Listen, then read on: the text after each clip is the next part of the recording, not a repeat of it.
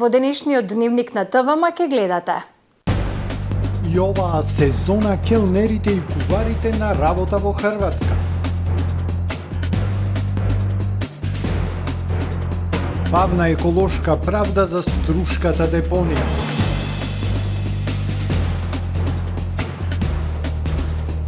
Да останеме мирни и разумни, но не треба да бидеме наивни, порача премиерот Ковачевски за случајот со секретарот на бугарскиот клуб во Охрид.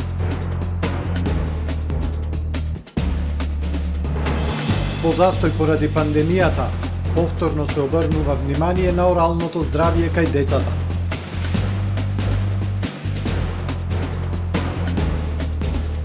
Дали германските леопарди ќе влезат во Украина?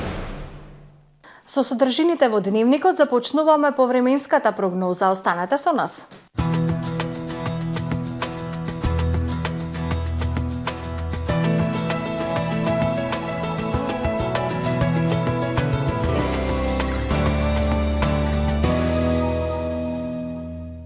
Во Охрид денес времето облачно со врнежи од дожд, ветровите релативно топло за овој период од годината беа измерени максимални 6 степени Целзиусови. Врнежите од дожд над 1200 метри од снег ќе продолжат и во текот на ноќта кон вторник. Во вторник над најголем дел од Европа стабилно време со зголемена облачност и релативно топло со исклучок на северозападна, западна и југозападна Европа, каде се воочекуваат невообичаено ниски температури. Дожд и снег на Балканскиот полуостров, а над Алпите снег. На Балканскиот полуостров во вторник времето умерено облачно и нестабилно со дожд и снег, во крајните источни и западни предели стабилно со зголемена облачност. Максималните дневни температури на Балканот од 2 до 12 степени Целзиусови. Во Македонија во вторник ќе преовладува умерено облачно и нестабилно време. Ќе има врнежи од дожд проследени со ветер и пад на температурите. Поинтензивни врнежи се очекуваат во утринските и раните предпладневни часови. Во текот на денот ќе престанат, а времето ќе биде претежно облачно. Минималните од -2 до +7, максималните дневни температури од 4 до 11 степени Целзиусови.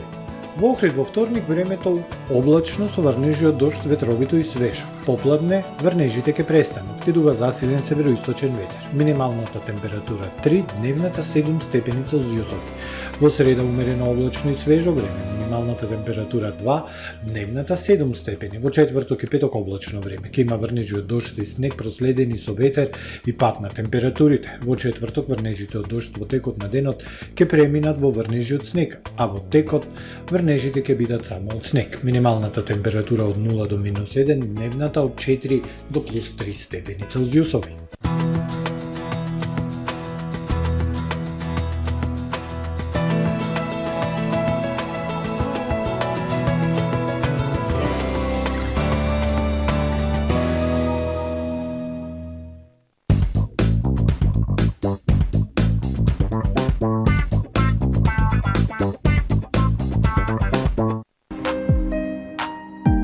Ресторан Далга.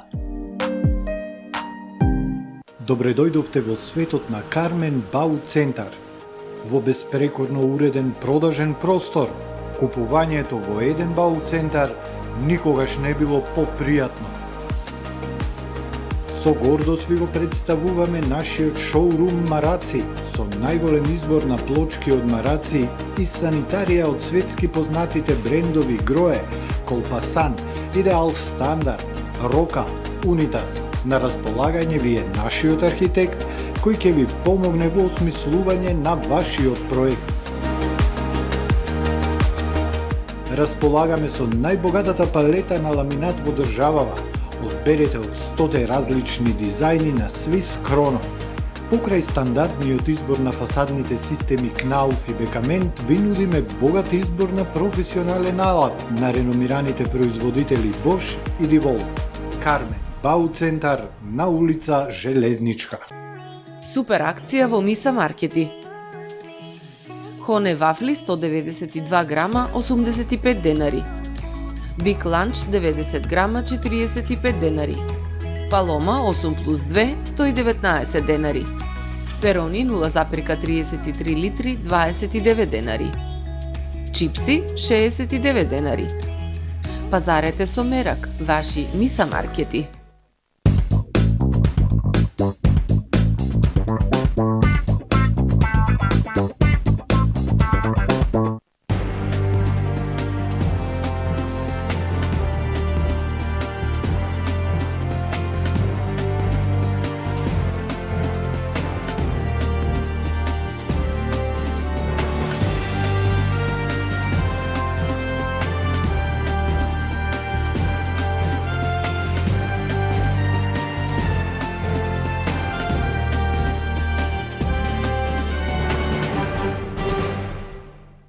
Добар ден, прво издание на Дневникот на ТВМ. И оваа сезона стручниот кадар од хотелско-угостителскиот сектор ќе замине на работа во Хрватска. Охрид и Струга се соочуваат со недостиг на готвачи, салатери и келнери кои масовно заминуваат странство, а угостителите во туристичките центри остануваат без обучениот кадар. Причина за заминувањето на сезонска работа прво се двојно или тројно повисоките плати, а потоа и подобрите услови за работа. И оваа сезона Хрватска ќе го собере стручниот кадар од хотелско-угостителскиот сектор. Јадранското море е дестинација број 1 каде квалификуваната работна сила од земјава изминативе неколку сезони добро заработува. Охрид и Струга се соочуваат со недостиг на готвачи, салатери и келнери кои масовно заминуваат во странство, а угостителите во туристичките центри остануваат без обучениот кадар. Мислам дека секој гледа екзистенција поголема за некој напредок во храната и во гостителството, така да младите повеќето ја избираат Хрватска. Актуелна мислам дека од Балканот дека Хрватска летно време дава најмногу профит, најмногу мислам највисока плат. Причина за заминувањето на сезонска работа прво се двојно или тројно повисоките плати, а потоа и подобрите услови за работа. Готвач во Хрватска може да заработи и 2000 евра за еден месец. Освен плата обезбедуваат оброци во склоп на работата и смештај. Нормално здравствено осигурување и пензиско. Младите студенти што беа тука сакаат повеќе да се едуцираат. Потенцијалните работници не сакаат да работат во земјава поради ниските плати кои им се нудат, сезоналноста на работата и немањето слободни денови и годишен одмор. Хотелско-угостителскиот сектор на брегот на Охридското езеро е најпогоден од недостигот на стручен кадар во туризмот. Речиси 2 години се одлучува за судската надлежност по тужбата за струшката дива депонија.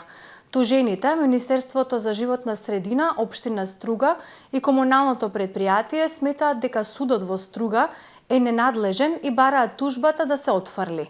Тужителите пак сметаат дека се работи за одолговлекување на постапката, што потенцијално може да доведе и до нарушување на правото на судење во разумен рок. Бавна еколошка правда. Речиси и по 2 години од поднесување на тужбата против Министерството за животна средина, Општина Струга и комуналното предпријатие за струшката дива депонија, се уште суштински не започнала расправата за главното тужбено барање. Македонското здружение на млади правници побара преземање итни и неодложни мерки за отстранување на депонијата која има штетно влијание на здравјето и животот на луѓето. По жалбите на тужените, битолска апелација решаваше околу 1 година, пошто во ноември го врати предметот во судот во Струга, со објаснување дека има нејасноти во тужбеното барање. На 17 јануари годинава се одржа ново рочиште, пошто предметот повторно беше пратен на апелација. Правниот застапник на јавното комунално предпријатие во Струга бара апелација да ја отфрли тужбата за нив. Јопо комуналија е Стругас, вепрон базбен димевет комуно Стругас де органиметира. Тужениот комунално Струга постапува по одлуките на Општина Струга и другите надлежни органи. Каде што има локација за депонија, таму е задолжен да постапува. Затоа сметам дека нема легитимитет во оваа постапка да биде тужена. Судот треба да донесе одлука што побрзо, бидејќи проблемот е на државно ниво и ќе служи како пракса и во други предмети. Глигорije Кјатовски, застапник на тужителот, смета дека ваквото одолговлекување на постапката представува повредување на други уставни и права предвидени во меѓународни регулативи. Тоа значи дека практично на тужителите во постапката им се нарушува, односно им се прекршува и правото на судење во разумен рок, имајќи во предвид дека се работи за тужбено барање од итен карактер, по кој што судот треба да постапува во најбрзо можно време. Така да покрај веќе прекршување на уставното право на живот во здрава животна средина, правото на живот предвидено во Европската конвенција за човекови права, дополнително со ваквото постапување на судовите потенцијално може да се доведе во прашање и правото на судење во разумен рок. Од Македонското здружение на млади правници сепак се надеваат на успех, но доколку домашните судови се прогласат за ненадлежни или по било која причина во земјава не се реши предметот, ваквите случаи завршуваат пред Европскиот суд за човекови права. Учениците во Лабуништа денеска го започнаа второто полугодие во училишните клупи. Најавениот бојкот на наставата поради проблемот со каменоломите е одложен, откако од владата им ветиле состанок во четврток на кој ќе се разговара за решение. Минатиот месец жителите од Лабуништа го блокираа патот Струга-Дебар, искажувајќи револт против отпочнувањето со работа на 2 од 9 каменоломи во селото. Министерството за економија во 2020 година им ги одзеде концесиите и им забрани работа, но оваа одлука падна на управен суд и каменоломите повторно проработија. Скоро 20 години жителите на Лабуништа бараат одземање на концесиите и затворање на каменоломите. Велат дека поради штетните честички и правот кој го вдишуваат, 1/3 од населението во Лабуништа има респираторни заболувања. Премиерот Димитар Ковачевски го осуди насилството во Охрид и повика на разумност, откако во четвртокот физички беше нападнат Христијан Пендиков, секретар на бугарскиот клуб Цар Борис III од Охрид. Се надева дека случајот наскоро ќе биде расветлен и по него ќе постапува надлежното јавно обвинителство. Насилство од било каков тип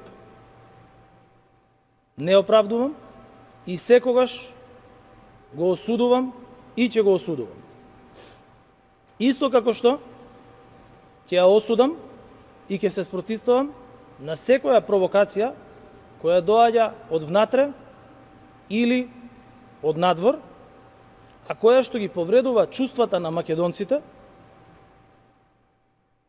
и која што буди немир помеѓу нашите граѓани. За мене, такви провокации се недозволиви, повторувам уште еднаш, и кога доаѓаат и од внатре, и кога доаѓаат од надвор. Второ, во однос на инцидентот, задоволен сум што институциите реагираа брзо и што Министерството за внатрешни работи успеа веднаш да ги пронајде напаѓачите и да постапи соодветно, а верувам дека брзо ќе биде расчистен целиот случај и дека по истиот, согласно со пријавите, ќе постапува и основното јавно обвинителство кое има надлежност во однос на овој случај. Трето, мора да останеме мирни и разумни, но не треба да бидеме наивни. Ова е класична дистракција на еден навистина перфиден начин, како да се одвлече вниманието од нашата европска иднина. По застојот поради пандемијата, повторно се обрнува големо внимание на оралното здравје кај децата. Кариесот е присутен, а има мал број деца со целосно здрави зъби. Сепак индексот што означува просек на кариес, екстракција и пломби, опаѓа посебно во урбаните средини. Се намалува и искривувањето на зъбите кај децата, информираат стоматолозите од примарното здравство. Оралното здравје кај охриѓанчињата се подобрува. Кај школските деца опаѓа кеп индексот што значи кариес, екстракција и пломби на зъбите кај децата. Пред 10 години тој просек се движал преку 7, а денес е под 3. Тоа се должи на превентивната програма за која има голем одзив. Во оваа програма е вклучено залевање на здравите зъбчиња. Програмата имаше застој за време на пандемијата, кога ние бевме вклучени во итната стоматолошка служба, а сега е вратена во нормална функција, информира доктор Александар Филдишевски, началник на стоматолошката служба при Здравствен дом Охрид. Просекот на кеп индексот кај децата е драстично намален во нашата околина, но кариесот е се уште присутен. Постојат дечиња, што ние ги правиме анализите на 14 годишна возраст, ретки се, меѓутоа постојат дечиња каде што нема ни еден кариес. Едно безпрекорно заболо. Меѓутоа се ретки, ретки се. Со националната програма се опфаќаат основците од 1 до 7 оделение, каде што се врши залевање на секој траен заб. Забите се залеваат еднаш годишно и оваа заштита дава голем ефект во подобрување на оралното здравје, но секако резултати даваат и другите препораки на стоматолозите. Филдишевски ги наведува покрај наследниот фактор врз кој не може да се влијае и останатите два кои имаат најголемо влијание врз здравјето на забите, а кои што треба да се менуваат. На прво место јас би ставил лошата хигиена. Таа исто зависи од социјално-економските услови. Гледам и според распределбата на кариесот нашиот регион, малце повисок тој кеп индекс во руралните подрачја. Значи, на второ место би ја ставил лошата исхрана. Лоша исхрана во смисла на преголем внес на јаглени хидрати. Наследниот фактор може да и најмалку битен во... При систематските прегледи се забележува и појавата искривување на забите, информираат стоматолозите од примарното здравство. Од картотеката која ја водат се гледа дека има подобрување и во исправување на кривите заби кај децата. Резултати има бидејќи навреме се прифаќаат препораките за носење на мобилни апаратчиња кои се натовар на фондот, а даваат добри резултати, напоменува доктор Александар Филдишевски. Во полицискиот билтен нов напад на бездомно куче врз жител на Струга и сообраќајна несреќа на магистралниот пат Ресен-Охрид. На 22 јануари 2023 година во полициската станица Струга 32 годишна НС од Струга пријавила дека била касната од куче скитник. Инцидентот се случил во 17:45 часот на улицата 15 корпус во Струга, информираат од МВР. Вчера во 13:40 часот во СВР Охрид пријавено е дека на магистралниот пат Ресен-Охрид во близина на клучката за село Куратица 33 годишен жител на ресенското село Јанкоец, управувајќи патничко возило Volkswagen Golf со ресенски регистарски ознаки, изгубил контрола и со возилото излетал од патот. Возачот и 28 годишниот сопатник од истото село биле пренесени во болницата Свети Еразмо во Охрид, каде што биле констатирани телесни повреди. По овластување на јавен обвинител, увид на местото извршила екипа од СВР Охрид. Корекција на цените на горивата од помоќ. Малопродажната цена на бензинот Еуро Супер БС 98 не се менува и изнесува 85 денари по литар. Малопродажните цени на бензинот Еуро Супер БС 95, на Еуро Дизел и на екстра лесното масло за домаќинство се зголемуваат за 0,5 денари по литар. Со тоа, малопродажната цена на Еуро Супер БС 95 изнесува 83 денари по литар. Малопродажната цена на Еуро Дизел изнесува 84 денари, додека малопродажната цена на екстра лесното масло за домаќинство изнесува 83,5 денари по литар. Малопродажната цена на мазутот се зголемува за 0,228 денари од килограм и со тоа малопродажната цена изнесува 41,042 денари од килограм. А во продолжение да ги погледнеме и вестите од светот. Продолжува силниот дипломатски притисок врз Берлин да ги врати назад своите тенкови или барем да им дозволи на земјите што ги купиле од Германија повторно да ги извезат. Како производител на тенковите Леопард, Берлин има право на вето за нивно натамошно пренесување. На меѓународниот самит во петокот во американската војна база во Рамштајн, југозападна Германија, Берлин одби да донесе одлука дали на Украина ќе ја подари тенкови Леопард 2, што предизвика растечка фрустрација од Киев и нејзините сојузници. Во неделата, полскиот премиер Матеуш Моравиецки го критикуваше неуспехот на Германија да испоруча оружје на Украина. Германскиот министер за одбрана Борис Писториус и покрај очекувањата изјави дека се уште не можеме да кажеме кога ќе биде донесена одлуката и каква ќе биде. Германија нема да донесе избрзана одлука бидејќи владата мора да ги разгледа големиот број фактори, вклучително и последиците за безбедност на германското население. Калифорниската полиција го идентификуваше мажот кој вчера уби 10 луѓе во танцово студио близу Лос Анџелес како 72 годишниот Хукан Тран. Тој подоцна беше пронајден мртов во комбиот како извршил самоубиство. Инцидентот се случил во градот Монтереј Парк, 11 км источно од Лос Анџелес, каде што во тој момент се одвивале прослави за кинеската нова година. Полицијата засега не го знае мотивот за нападот, во кој се ранети уште 10 лица, од кои некои во критична состојба. Според полицијата, жртвите на едно од најсмртоносните пукања во историјата на Калифорнија имаат над 50 години и веројатно се од азијско потекло. Транко имал кинеско потекло, се самоубил 12 часа по пукањето во моментот кога полицијата се доближувала до комбето.